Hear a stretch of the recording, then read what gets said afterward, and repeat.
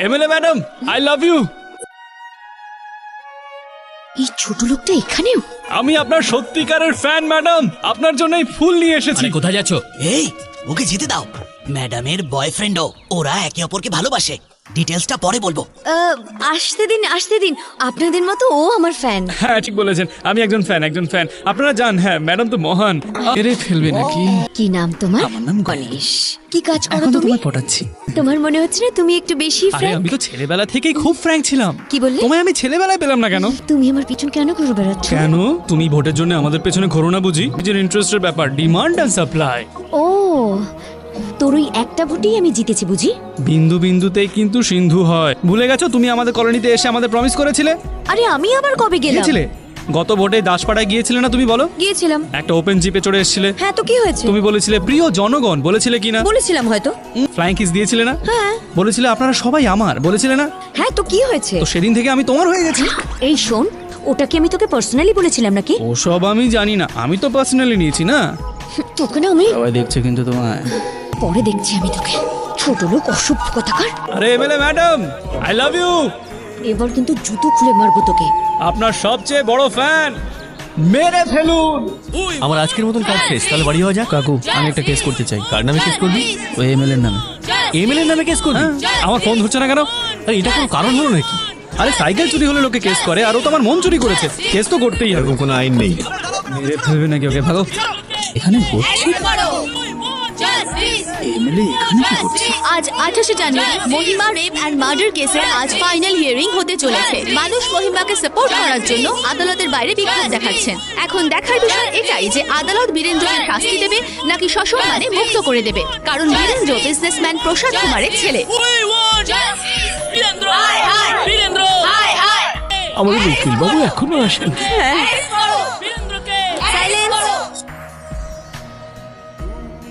দাসবাবু এখনো উকিল আসেনি কেন? আমি সকাল থেকে ওনাকে অনেকবার ফোন করেছি, কিন্তু উনি তো আমার ফোন ধরলেনই না, আর উনি বাড়িতেও নেই।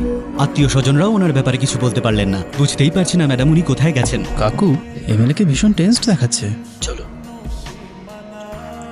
হিয়ারিং এর সময় হয়ে গেছে, আপনাদের উকিল এখনো কেন আসেননি? জানি না স্যার, আপনাদের পক্ষ থেকে এভিডেন্স পেশ করবেন কে? সব এভিডেন্স লয়ারের কাছে আছে। কোনো উকিল নেই, কোনো এভিডেন্সও নেই। এইভাবে আপনি আদালতের মূল্যবান সময় নষ্ট করতে পারেন না। সেই জন্য আমি এই কেসকে ডিসমিস। এক্সকিউজ মি স্যার, আমাদের লিভ অফ অ্যাবসেন্স গ্রান্ট করুন প্লিজ। আমি এটার অথরিটি আপনাকে দিতে পারবো না, উকিল লাগবে। কাকা ওঠো, কেস তুমি লড়বে। আরে ওঠো। এসব কি বলছিস তুই? ডিসাইডেড। চলো অফিসিয়াল অ্যানাউন্সমেন্ট করো।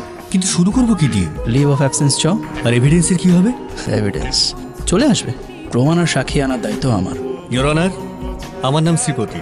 এই কেসটা আমি টেক ওভার করছি। লিভ অফ অ্যাবসেন্স গ্রান্ট করুন। আপনার কাছে কোনো এভিডেন্স আছে? কিসের ভিত্তিতে আপনি লড়বেন? ওনাকে কেস! বীরেন্দ্রকে! বীরেন্দ্র! অপরাধী! বীরেন্দ্রকে! সাইলেন্স!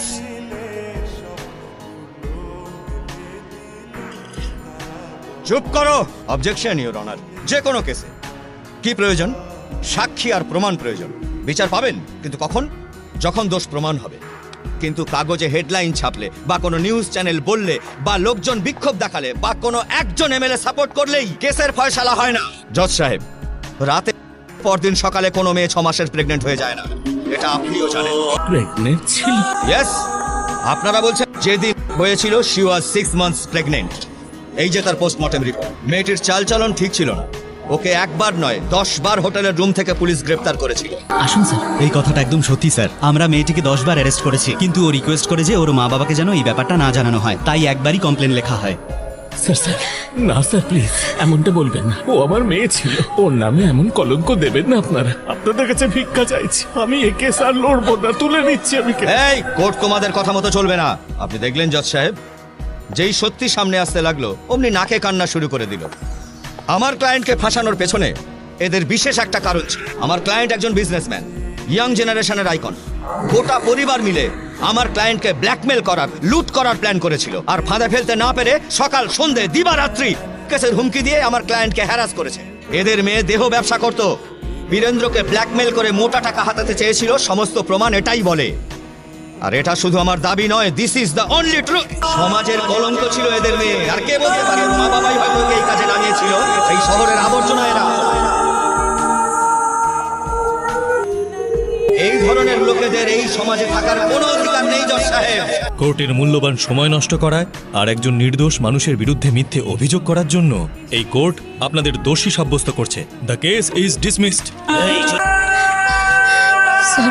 তুমি জিতে গেছো, এবার কেন এসছো? আপনি জমির যে পেপারসগুলো চেয়েছিলেন সেটা নিয়ে এসেছি। এই দুটো কফি নিয়ে আয়, এসো আমার সঙ্গে। 300 একর জমির মধ্যে আপনি মাত্র 250 একর জমি নিলেন, এটা ঠিক বুঝতে পারলাম না। বাকি ওই 50 একর আমার ওয়াচম্যানের জন্য। হলো এটা।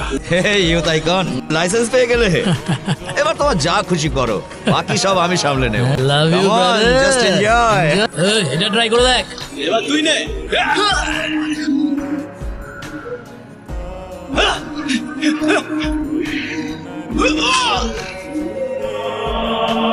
এই শালাকে খতম করে দে, কোর্টকে আমি সামলে নেব। সেটাই যেটা সঠিক সময় পাওয়া যায়, যদি কোর্ট না করে আমি করব। কে ছিল ও? কে ছিল? এত উত্তেজিত কেন? রাতে 2-3 পেগ বেশি খেয়ে ফেলেছি, তাই নেশা কাটাচ্ছি। মানে রাতের নেশা এখনো কাটেনি, তাই তো? এই গণেশ, কাল রাতে কোথায় ছিলি? বন্ধুদের সাথে ছিলাম। শোন, 10 দিন পরে ডিজিপি রিটায়ার করছেন, সন্ধ্যেবেলা পার্টি দিয়েছেন, উনি বিশেষ করে তোকে নিয়ে যেতে বলেছেন। দেখিস ওখানে আবার কোনো অসভ্যতা করিস না যেন। কে, আমি? পার্টির কথা শুনে মনে ফুল ফুটছে। Thank you. ব্যবস্থা সব ঠিকঠাক আছে তো? নমস্কার স্যার। নমস্কার। নমস্কার, কেমন আছেন? থ্যাংক ইউ, আমি হ্যাপি ভালো আছি। Retirement. Thank you so much. Hello sir. Thank you Ganesh.